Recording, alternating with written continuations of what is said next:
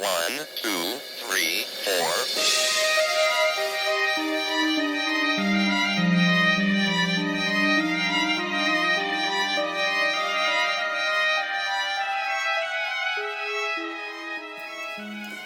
Hi guys, I'm Marie. And I'm Maddie.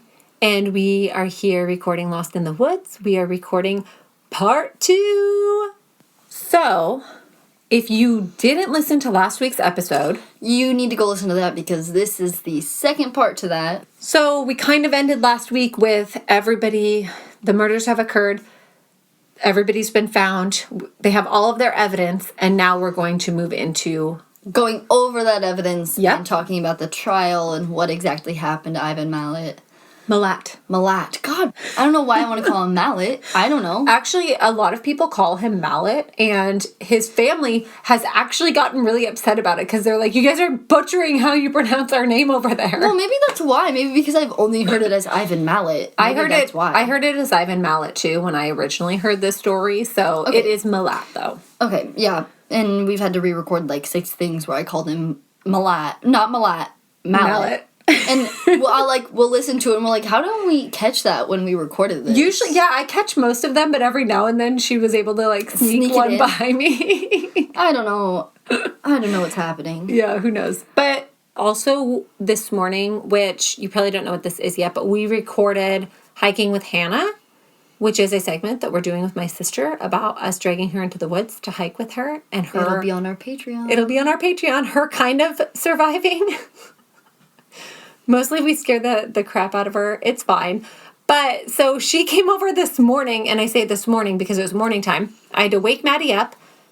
Everybody gets here. If you hear our Patreon, you'll hear this entire thing unfold. It's pretty crazy. But there were shots involved, and then there was more coffee involved, and then there was Red Bull involved. And then there was more shots involved. And then there were more shots, and then there was a cat, and then so much happened. It was crazy. My sister's a little crazy. It was fun. But Maddie and I are kind of in a weird spot now, mentally, I think, because of it. I mean, I don't normally do shots in the morning. At 11 in the morning either. I was like, I told him, my coworker, he was like texting me, and I was like, he's like, how are you feeling today? And I was like, well, fine. I just took a shot of vodka, so I'm not sure. He goes, Maddie, it's like noon. Yeah, so peer pressure, that would be my sister's influence on us. So, yeah, we're doing fine, but yeah, a little... I don't know. Kind of a strange day. If you see a picture of me on our Instagram story where I'm wearing a hat but a tank top and I'm chugging a Starbucks double shot, that is a result of what happened this morning. You also see my cute shot glasses. Her shot glasses are cute, yeah. I want to collect them from everywhere I go. They're like the soft, rubbery ones. They're like rubber ones. Yeah. But I got too hot with the heating blanket on. I had to take my sweater off. And then it got hot in here because there were 3 people in here. And we were all taking shots. But then Hannah left. And then we took a short break. And I came back. And then I was kind of cold. So my hat is on. But I hadn't put my sweater back on. And I look a little crazy. I don't know what's going on.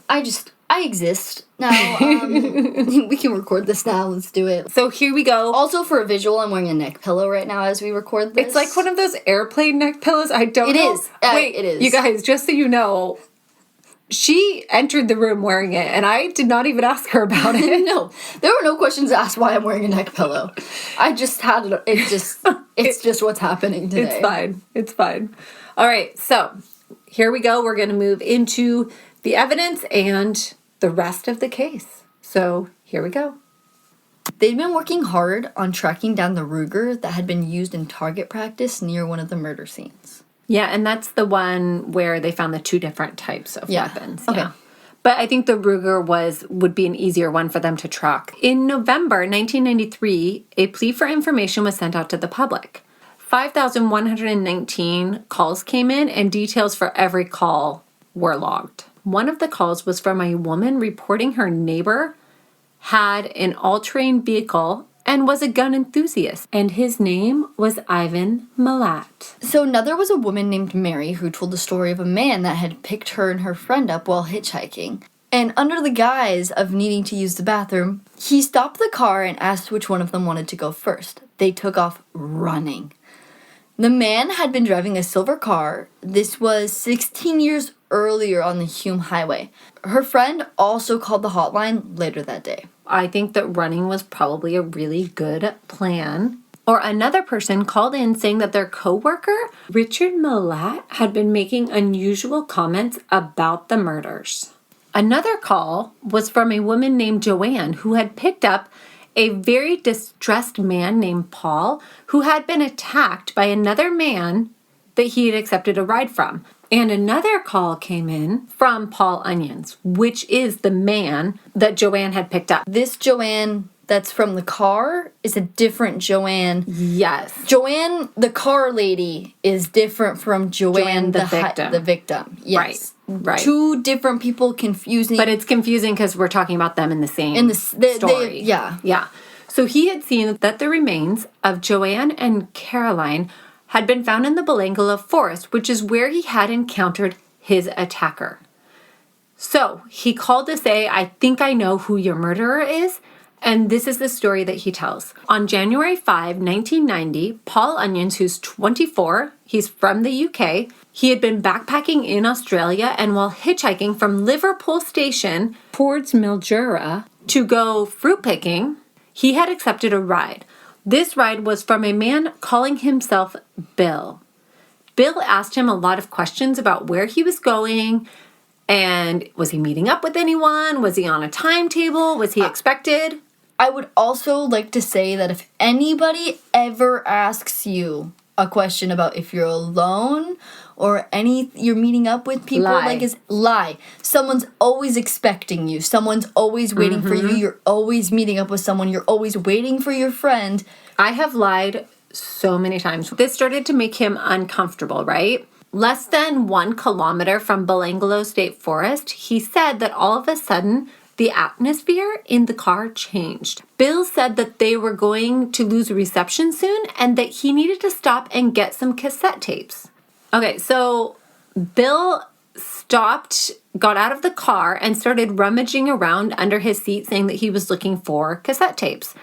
Paul thought this was strange, one, because there were a bunch of cassette tapes already. So Paul decided to get out of the car and stretch his legs.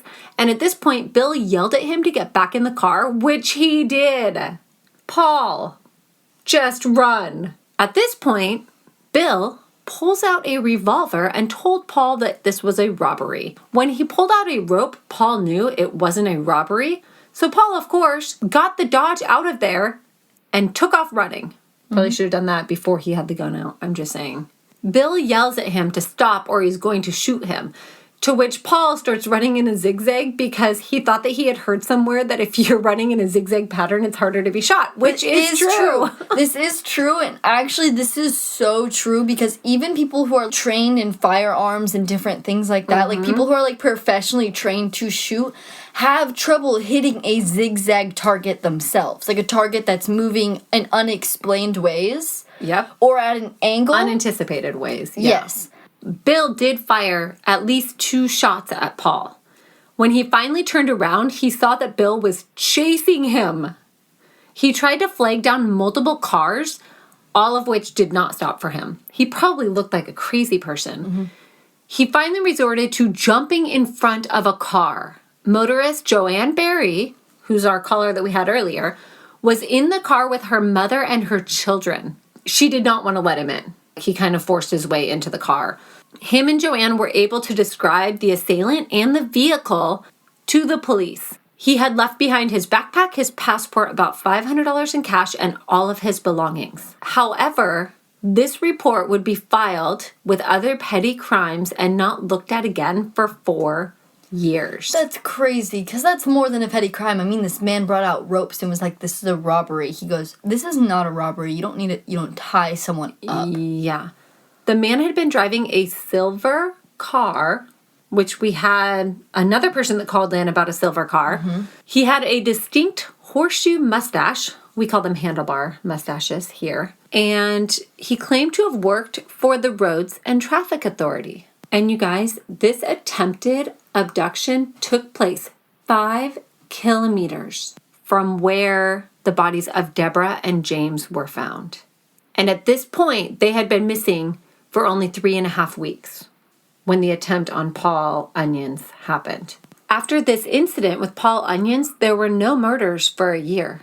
So there's a year-long gap from this incident to the next murder. Because he was scared. I was going to say, I bet he was scared he would be identified. So at this point, police have their favorite suspects kind of narrowed down. Yes. Right? And one of their suspects is a man named Ivan Milat. His name had come up many times, and he was on their list of suspects already. But not only that, but a call came in about his brother as well. Well, I think that's one of the things that triggered them looking deeper into him is that the Milat name had come up multiple times. Right. Yeah. Okay, so on February 26, 1994, surveillance of the Milat house at Cinnabar Street in Eagle Vale. So police had learned that Milat had recently sold his silver Nissan Patrol shortly after the bodies of Carolyn and Joanne were found. Which would also be after the attempted kidnapping of Paul Onions. Police were able to confirm that he also hadn't been working on any of the days that the victims went missing. They learned that he had an obsession with weapons. Remember, one of his neighbors called in too. Mm-hmm. Police were not very discreet with their surveillance, and Ivan seemed to enjoy the attention.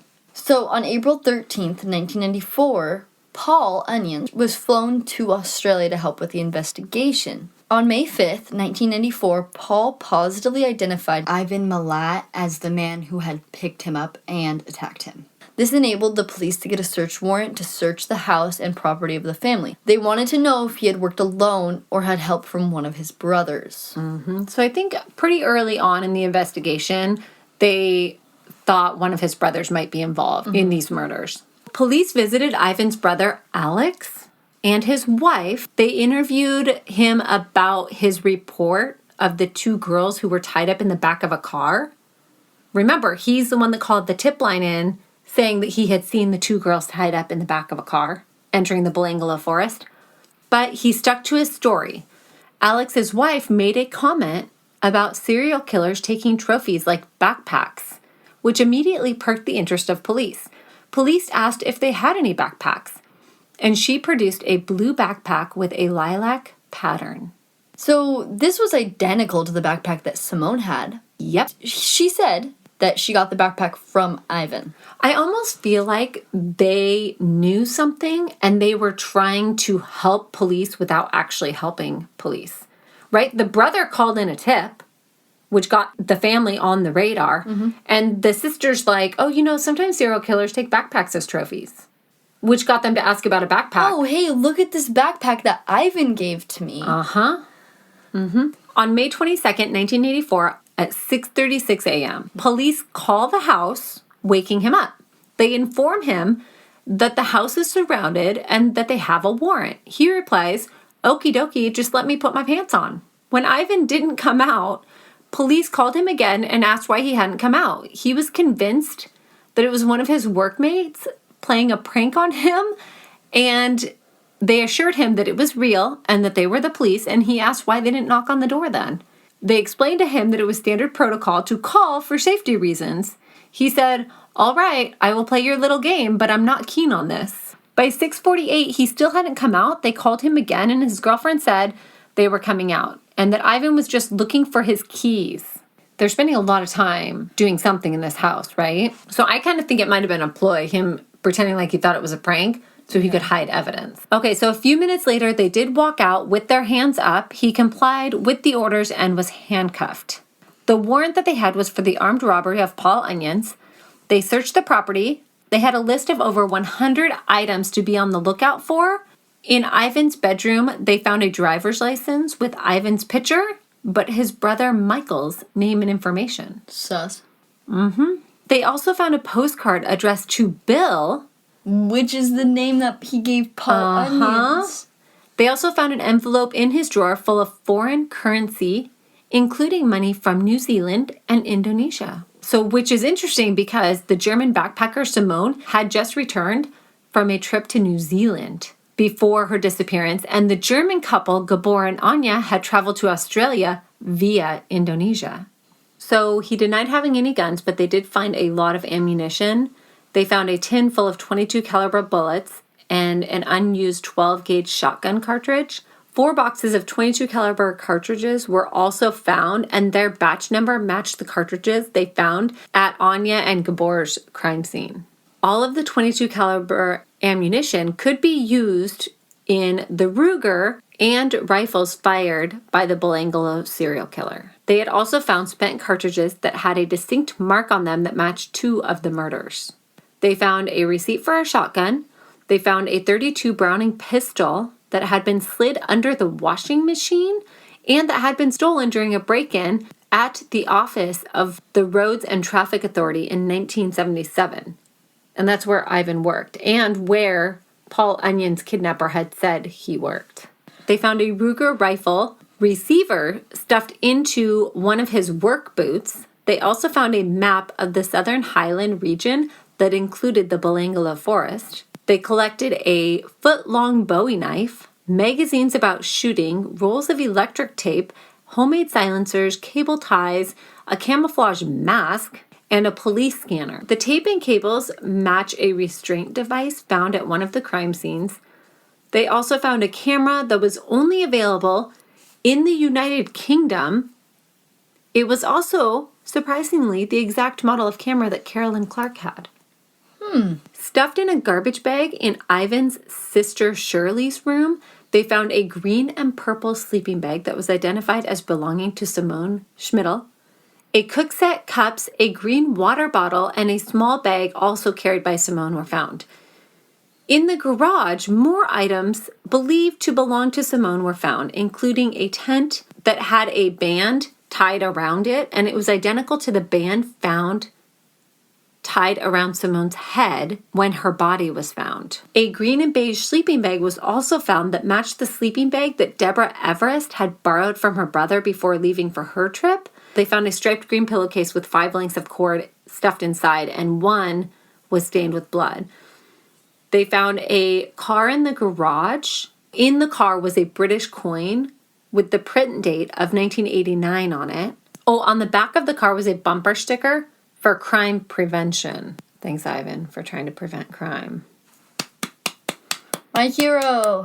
In the attic, they were able to remove some insulation and see into the wall cavities where they saw a plastic bag. This plastic bag had a Ruger rifle magazine and parts of a .22 Ruger rifle in it. Hidden in the wall. I mean, that's extreme. Homes belonging to 5 of his brothers and his mother were also searched, and items were found in every single house that belonged to the victims. And every item that they found, the family members said they got from Ivan. There was an especially large amount of items in Richard's house. So Richard, not Alex, who was the brother that turned up the lilac backpack with the wife. Right. Not that brother. Different brother, Richard. This is a different brother. Wasn't Richard the one whose coworker called in saying he'd been talking about the murders? Yes, and he'd been making strange comments about the murders. That's what... So Richard also had a call. Pictures of the family wearing and using the gear and clothing belonging to the murdered backpackers were also found. So Ivan basically played dumb and said he was innocent the whole time, and he at some points even pretended like he couldn't hear the police's questions. He suggested that police planted all of the camping items in his house. Even the photos? All of it. I don't know. He did hire himself a lawyer. Let's talk about Ivan Milat, because we need to give a little bit of background on this guy, right? Just so you know what's going on. Ivan Milat. So Ivan's dad was a Croatian immigrant worker, and his mom was Australian. She had married his dad at 16. Yeah. So he was born on December 27, 1974. His parents were low working class, and he was the 5th born of 14 children, 10 of which were boys. 14 children? High birth order. 5 out of 14, right? That's pretty high. Okay, so his father was hardworking and started a tomato plantation on the family's farm in Moorebank in Western Australia, where his sons were promptly put to work. Many of the Milat children were known to police. His parents fought often, and his father was a very strict disciplinarian. He would often beat his children. So Ivan displayed antisocial behaviors. His younger sister, Margaret, died at a young age in a car accident. Ivan had actually been at the scene and had held his unresponsive sister. Yeah, I think she was really young at the time, like a baby. This seemed to have a profound effect on him at the time. Which then you add that traumatic experience and then your dad beating you on a regular basis. Yep. So by the age of 13, he had spent a stint at a residential school. Spent a what? Stint, like an amount of time. Nope. That's a made-up word. It's not. That's not real. Oh my God. In 1962, at the age of 17, he was in juvenile detention for theft. Okay, so in 1964, at 19, he was involved in a shop break-in. He was sentenced to 18 months for breaking and entering. A month after he was released, he was arrested for driving a stolen car and sentenced to 2 years hard labor. Yep. Between 1965 and 1966, Ivan had an affair with Maryland. She was the girlfriend of his brother Boris. In September 1967, at the age of 22, he was sentenced to 3 years for theft. So in April of 1971, two 18-year-old girls accepted a ride from a man on the Hume Highway. Mm-hmm. This would turn out to be Ivan. One of the girls had been taking pills, sleeping and Valium, and both soon fell asleep in the car. When they woke up, they were on a dirt road. Ivan told them he was going to have sex with both of them. He threatened to kill them if they didn't comply. One of them tried to reason with him by saying they were psychiatric patients undergoing treatment for sexual-related illnesses. Yeah. So that's hilarious. That's good. That's smart. One even mentioned God, and he responded with he didn't believe in God because his sister had died in a car wreck. One of them tried the I'm going to be sick and tried to say that if he let them go, they wouldn't go to the police. He began to tie them up, and when he said he was going to kill them both if they didn't have sex with him, one of the girls complied and had sex with him. He then agreed to take the girls to the store to get something to drink. There were people around, and this gave them the opportunity to escape. He drove off, police were called, and he was stopped by police who had set up a roadblock. He denied the rape of one of them and insisted that it was consensual. Police did not find the knife or ropes in the car when he was arrested. While awaiting trial, he was involved in a string of robberies and home invasions with his brother Michael. So they actually let him out on bail, and he decided to rob a bunch of places. They robbed a corner store and a bank. They were caught and charged and again granted bail. So while meeting with his lawyer, he was told that it didn't look good for him. He excused himself to go smoke a cigarette, which he allegedly never smoked. Guess what? What? He never returned. He never returns. Yeah. So a warrant was issued for his arrest. Can you guys stop letting this guy out? Like, what are you doing? Later, police found his car and his shoes at the top of the Gap, which is an ocean cliff that was known for suicides. 3 years later, the police received a call that Ivan was at his ailing mother's bedside. Turns out he had faked his own suicide. He had fled to New Zealand for a year before returning to Australia, where he laid low using his brother Bill's identity. And remember, Paul Onions was kidnapped by somebody calling himself Bill. At the time, you didn't need a passport to go from Australia to New Zealand. So that's how he was able to get to New Zealand. He was promptly arrested. Kind of smart. Faking your own suicide, like... Not the worst thing he's ever done, right? Not the dumbest thing. Okay. In December of 1974, his robbery trial started. He was found not guilty. What? Okay. Yeah. So his brothers wouldn't testify. Witnesses couldn't positively ID him. The police that arrested him had come under scrutiny for corruption. So basically, he was, like, off the hook. Okay, then it was time for the kidnapping and rape trial. His attorney attacked the character of one of the victims, and his strategy worked, and he was found not guilty. Yep. In 1975, he got married to Karen. He was 30. She was 17. Yep. She was also 6 weeks pregnant with one of his cousin's babies at the time. He was very domineering and violent, and he would control his anger for long periods of time and then explode. Cool. In 1975, he took a job as a truck driver. For 20 years, he would work on and off for Roads and Traffic Authority all over the country. In 1987, his wife would leave him. But don't worry, he does burn down her parents' house in retribution. Although, this could never be proven. July 13th, 1989, They were officially divorced. 6 months after that, the first 2 backpackers disappeared. Trigger much? He also had a very large collection of guns throughout his entire life. On May 23, 1994, he appeared in court but did not enter a plea. His lawyer actually tried to get him out on bail, even though he had fled the country the last time he was out on bail. This was refused. Thank goodness. So on May 31, he was also charged with all 7 backpacker murders. Meanwhile, his brothers Richard and Walter, they were charged in relation to weapons, drugs, and stolen items that were found on their properties. A man named Philip came forward, said that he was a friend of David Malat, another brother. He came forward saying that around Easter of 1992, so when Joanne and Carolyn went missing, he said that he had been sleeping on the family's couch when Ivan and Richard came home. That's where they lived at the time. Woke him up when they came home. He said they were carrying guns and a blood-stained knife and machete. He said they also had backpacks and passports. He said that Richard jokingly said that the blood was human and said that Ivan could cut his head off with one blow. I've seen him do it. Yeah. Ivan responded with, Richard can't stab anyone. He has to shoot them. He said that David had told him that the family thought that Ivan was up to his old tricks and they were worried that he was taking a brother along with him. And his statements did change over the years. So how reliable this witness is, we really don't know. But his story does line up pretty well with some of the police suspicions already. So police decided they're going to set up a meeting between him and Richard, which they would record. When Philip asked Richard about that night, Richard told him to keep his mouth shut about that.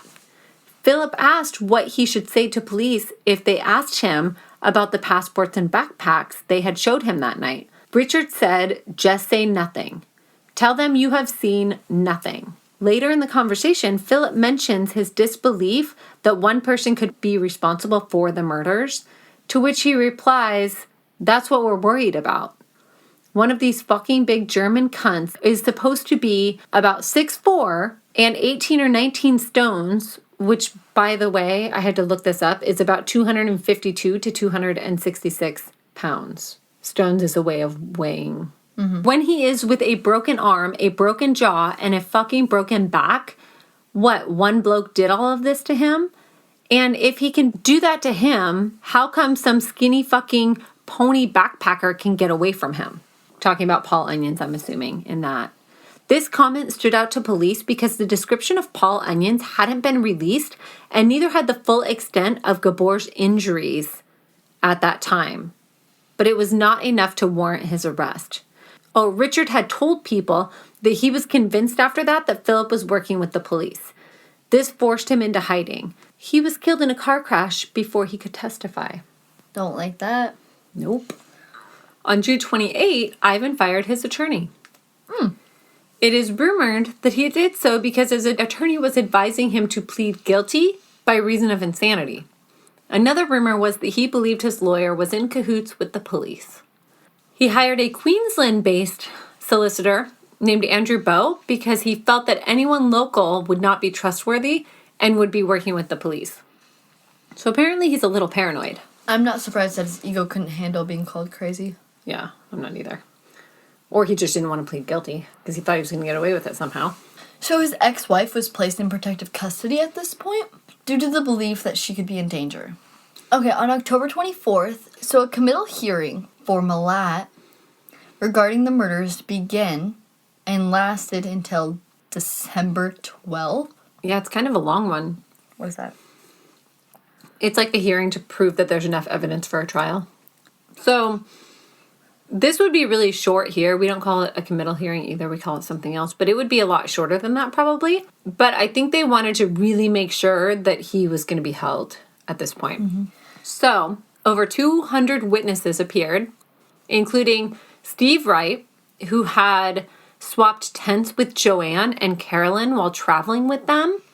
Remember, he had repaired a hole in the tent? So it was found on one of the Malat properties, and had that distinct hole in it that he had patched. Other family members testified and identified items belonging to their loved ones that had been found in the Malat houses. At one point, the court had to be evacuated due to a bomb threat.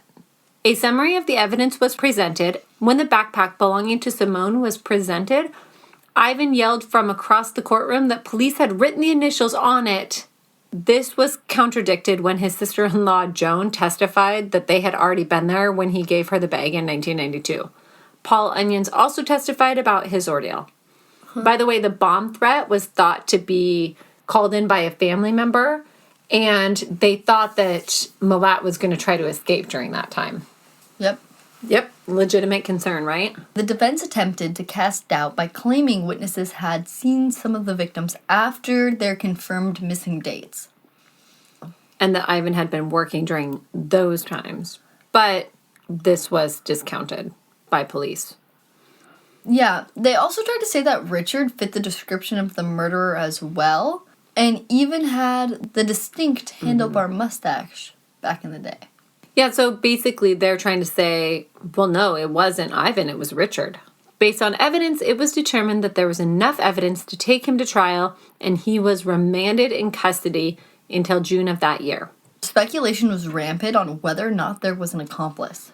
And a lot of experts disagreed on this. So on March 26, 1996, the trial opened at the Supreme Court of New South Wales. There were 8 men and 4 women on the jury, and it was prosecuted by Mark Tedeschi. Preceded by Judge David Hunt, people crowded outside the courtroom, desperately trying to get a spot in the courtroom. Yeah, this was a very well-known case. So there was a screen put up behind him, and this was to protect him, Ivan, from things being hurled at him from the gallery. So they had to put a screen behind him because they were worried, or because people were trying to throw things at, like, the back of his head while he was on trial. He seemed very unconcerned by the entire ordeal, though. So the prosecution openly admitted that they were not sure if he had accomplices or not, but either way that he was responsible for the deaths, rather he had help or not, which is true, right? Blood found on a cord in Ivan's garage matched Carolyn Clark. The green water bottle found was tested and showed that the name Simmy had been scratched off the bottom of it. And remember, that was Simone's nickname. The defense team argued that despite the evidence, there was no non-circumstantial proof that Malat was guilty, and focused on trying to shift the blame onto one of his family members, mostly focusing on Richard. Yep. So 145 witnesses took the stand, including member of Malat's family, attempting to provide alibis for him. Oh, and this is interesting. The jurors were actually taken into the Belanglo Forest to see the remote locations where the victims had been found and to better understand the crime scenes. Ivan's girlfriend was called to explain why she was in a photograph wearing Caroline's shirt. She claimed that she had taken the shirt from a pile of laundry at Ivan's house. On June 17, Malat himself took the stand, which is kind of a bold move, as we know. He admitted that some of the belongings found did belong to the backpackers.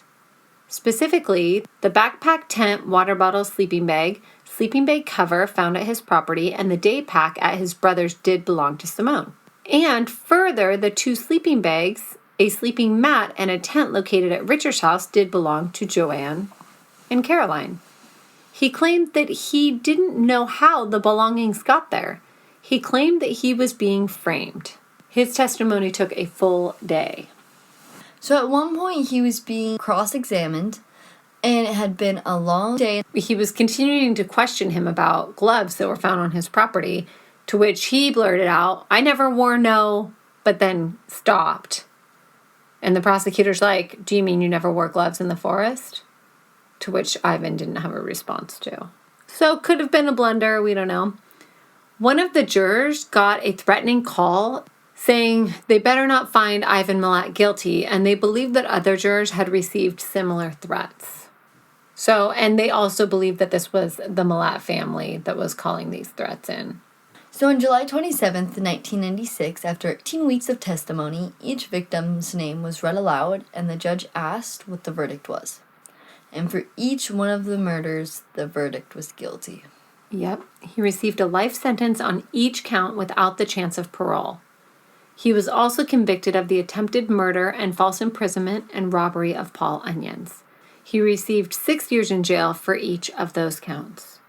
By the way, I actually read somewhere that Paul Onions was offered a reward of about $200,000, which he turned down. I think he said something like whatever he bought with it, he would feel guilty every time he saw it, or every time he saw it, it would remind him of the victims, and he just couldn't handle that.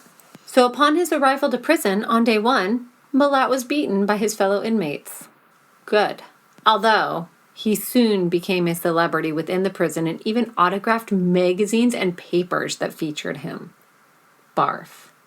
On May 16th, 1997, he made an escape attempt alongside convicted drug dealer and former city councilor George Savas. Yeah. This attempt failed. On May 17, 1997, one day after his failed escape, Malat was found hanging from his cell, but he survived. In November 1997, Malat appealed his convictions due to breach of his common law rights to legal representation. New South Wales Court of Criminal Appeal dismissed the appeal. In 2001, following the opening of the High Risk Management Correction Center, or Supermax, Malat was transferred into one of its 45 new units. In 2001, before her death, his mother actually visited the prison seeking the truth. So she still wasn't sure if her son was guilty or not. She later confirmed to one of her sons that he had admitted it, but would never do so publicly. So in 2004, Malat filed an application with the High Court of Australia that he be allowed special leave to appeal on new grounds. This application was also denied. So on October 27, 2005, Malat's final avenue for appeal was refused.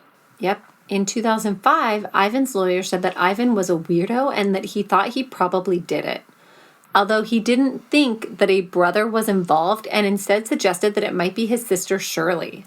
At his instructions, she had actually dug up a gun in the backyard to get rid of it. The gun was not connected to any of the murders, though. So what did he use the gun for, and why did he need her to get rid of it? Exactly. They still don't know. In 2006, 2 other applications were denied, along with another in November 2011.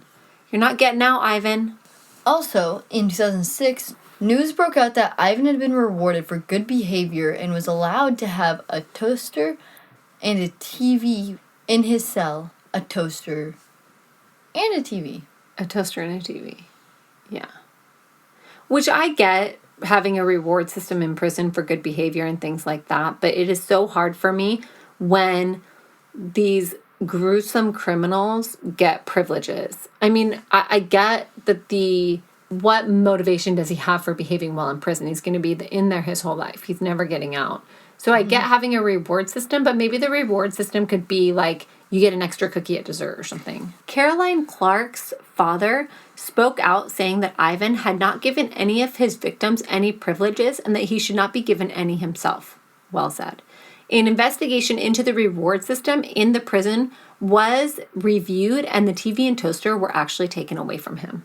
You guys, this is crazy. On January 26, 2009, Malat cut off his little finger on his left hand with a plastic knife. He placed it in an envelope addressed to the Supreme Court judge who had denied his application for appeal. What? No. Do you know how hard it would be to cut your pinky off with a plastic knife? It would be easier to bite your finger off. Oh my God, that's worse in my mind. Really? Yeah, so I don't know why. So he was taken to the Goulburn Base Hospital under high security, and on January 27, 2009, he was returned to the prison without his pinky. Doctors had decided that surgery was not possible. Nor should they be trying to reattach his pinky. I'm sorry. No. A lot of people actually thought that this was a ploy to get transferred to a medical facility in order to attempt an escape. But she was not successful at it, obviously. Exactly. So Malat had self-harmed in 2001 by swallowing razor blades, staples, and other metal objects. Yeah. Come on. In May 2011, Malat is now 66. he went on a 9-day hunger strike where he lost 25 kilograms. Or 55 pounds. This was in order to try and get a PlayStation. You're kidding. Nope. You're in prison. You don't get a PlayStation. No, he went on a 9-day hunger strike, lost 55 pounds to try to get himself a PlayStation. Congratulations, you can die. In May of 2015, Malat's brother, Boris, told Steve Aprin, a former homicide detective, that Malat was responsible for another murder. It was the shooting of a taxi driver named Neville Knight. So after conducting interviews and doing a polygraph on Boris and Alan Dillon, the man actually convicted of this crime, the detective was convinced that Malat was responsible for this shooting. So in May of 2019, Malat was transferred to Prince of Wales Hospital in Randwick, where he was diagnosed with terminal cancer. On August 9, 2019, he was moved to a treatment facility. And on October 27, 2019, so this is like last year, Malat died at 4:07 a.m. His cause was listed as cancer, and he was 74 years old. This guy, prior to his death, Malat actually wrote a letter to his family requesting that his funeral be paid for by the New South Wales government.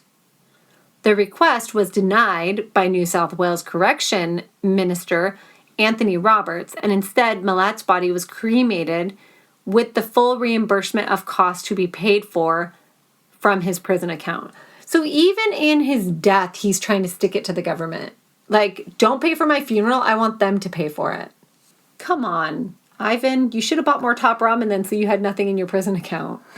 So there are about 3 or 4 other murders that police believe are connected to Ivan, but they didn't have enough evidence to say it definitively. Right. Well, and I think at this point, too, he's spending his life in jail. That's not going to change. So is it worth the amount of resources to try to connect these crimes to him?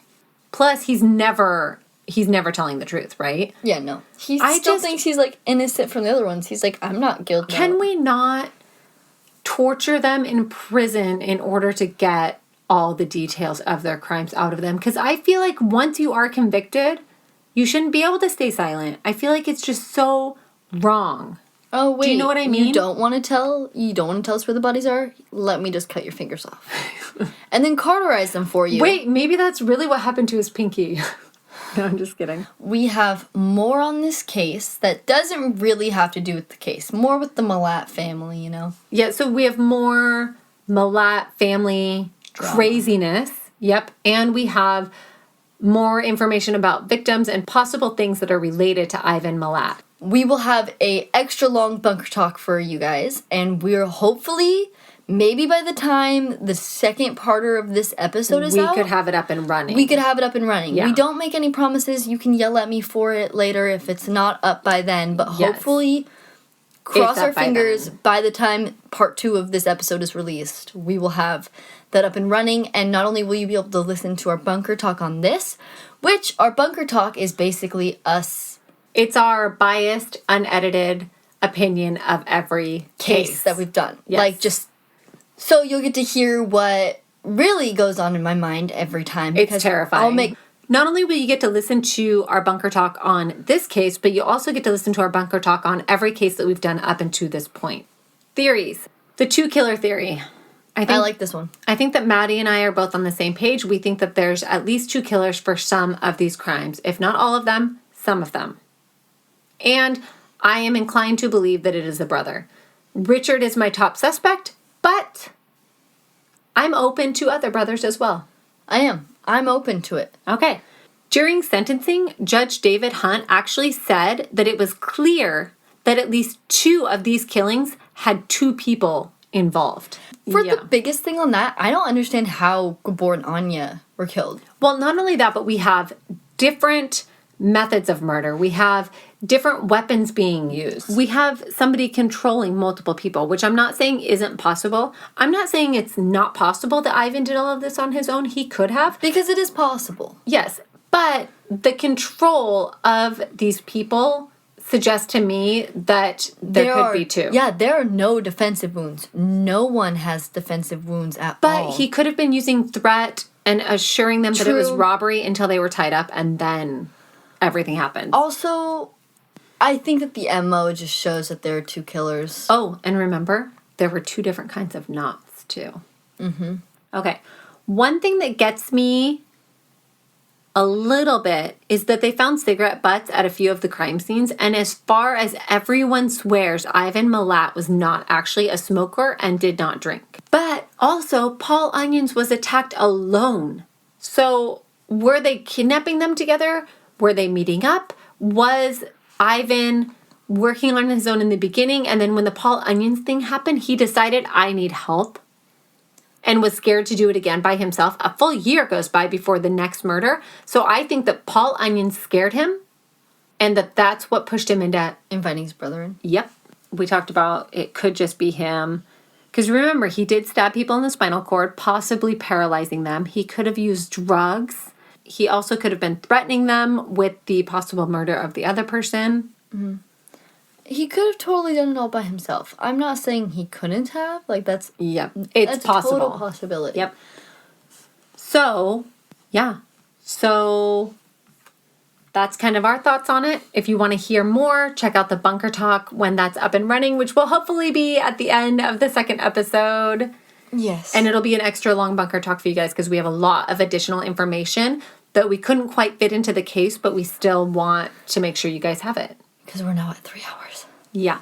So, thank you for listening. You guys are amazing. Thank you for the reviews this week. Yes. We really, really appreciate you guys. We have the best listeners. Do you want to go look at our Instagram at Lost in the Woods Podcast? Yep. Follow us there. Like us on Facebook at Lost in the Woods Podcast. Yeah. Thanks, guys. And hopefully this week you'll be able to check out our Patreon. Yes. But don't quote us on that. We're not 100% sure we'll have it ready because we want to make sure that we have lots of material in there for you guys. We're trying not to rush it because we want to make sure it's worth it because we really appreciate all of the support and all of that. So, yes. I'll take all the blame for it. If it's not up, it's fine. yeah, so thanks for coming, guys, and we'll see you next week. Yeah, and sorry for this super long two-parter. God. I know. All right. Bye, guys.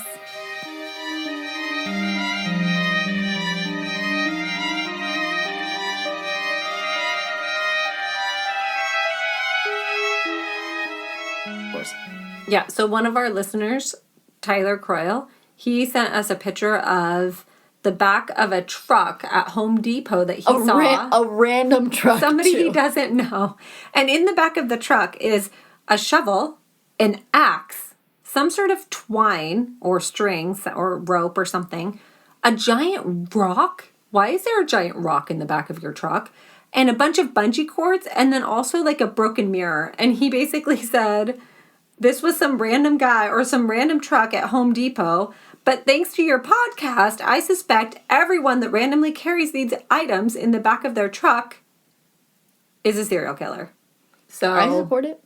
Why else would you have rope, an axe, and a shovel in the back of your truck? I totally agree, Tyler. What are you doing? He's probably a serial killer. That shit should be in your garage, not in the back of your truck at Home Depot. I know. Well, maybe they are a landscaper or something, but why do you need an axe? Maybe you need to cut down a stump or a tree. I don't know. If you're a landscaper, you got some automatic thing that cuts something. You're not using an axe. Serial killer. Tyler, it's a serial killer. Don't get too close. We're struggling. We're struggling today. It's fine. I've been struggling all day today, actually. I'm struggling. I'm definitely struggling today. I had to leave the gym after being there for 5 minutes after I drank my pre-workout. For why?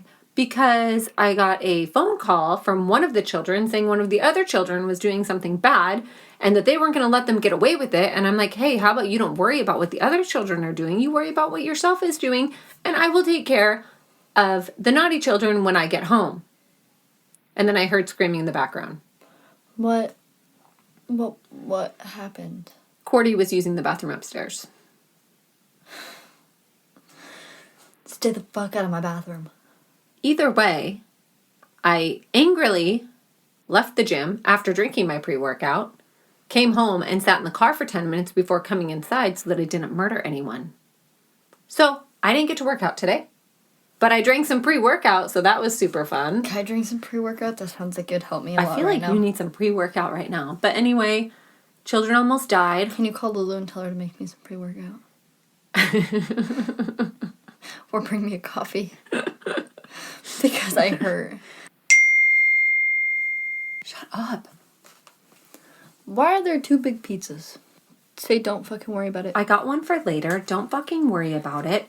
It's making noise on my computer every time you message me. Also, sit the fuck down, please. Love you. Please put that in the podcast. Please put that at the end of the podcast. Please. I'm not gonna... That was my mother messaging one of my sisters, who, by the way, is a teenager. So, like, it's okay. It's fine. Is it? I feel like I can't leave that in there. I will be so judged for that. Put it at the very end. Okay, you guys have to understand. She is the reason I had to leave the gym today.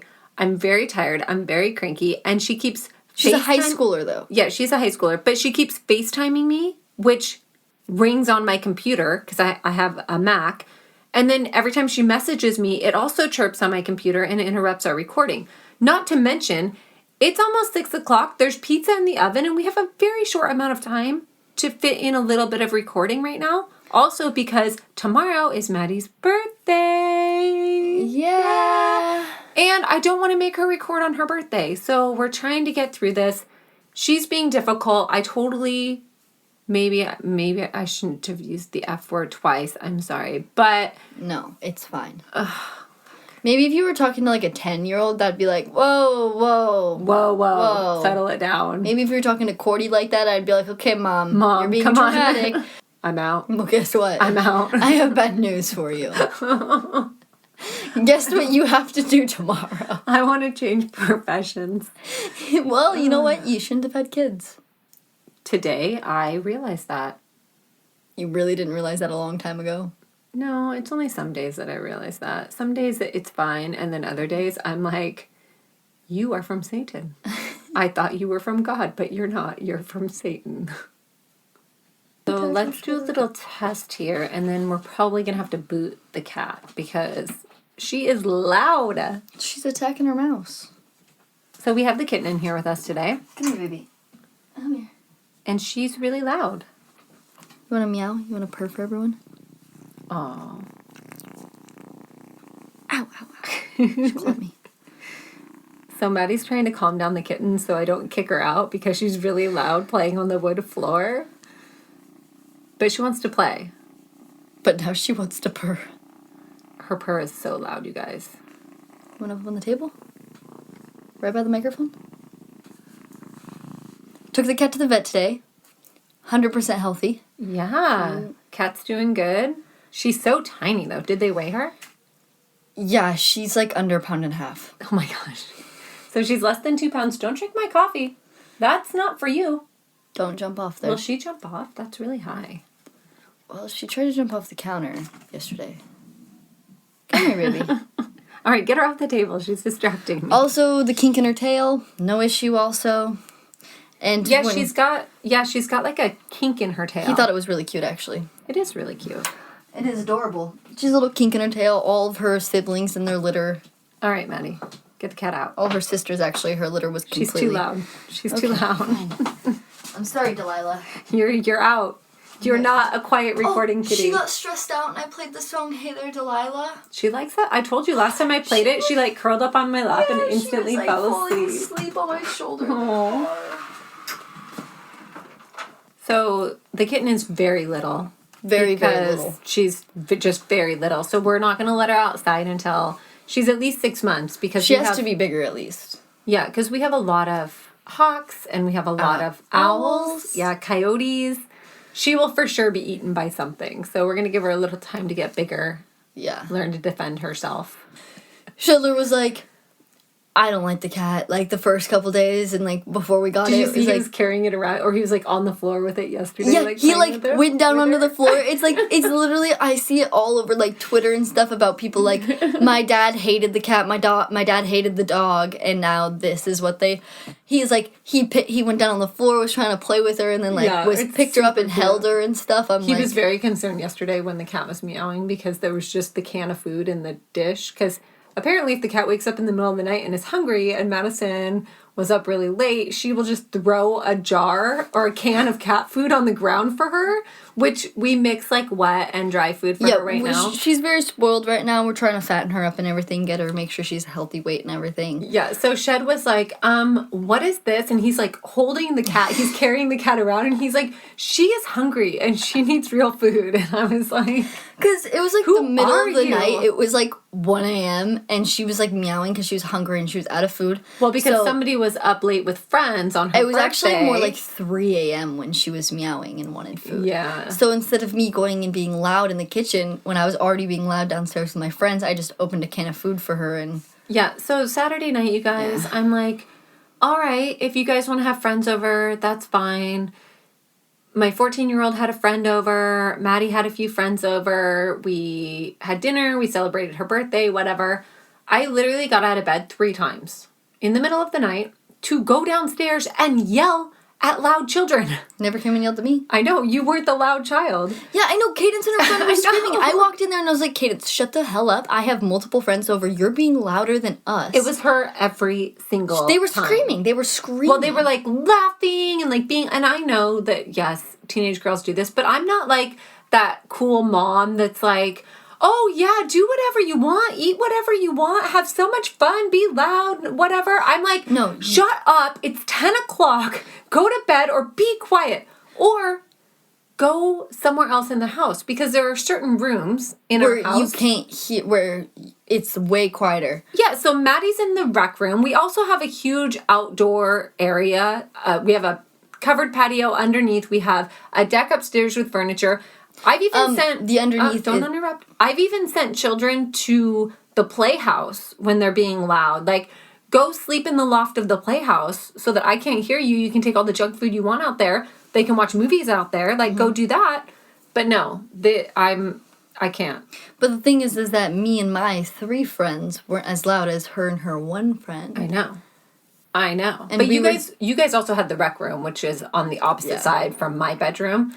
But anyway, I was sleep deprived yesterday, and today I'm still recovering. But Maddie brought me coffee.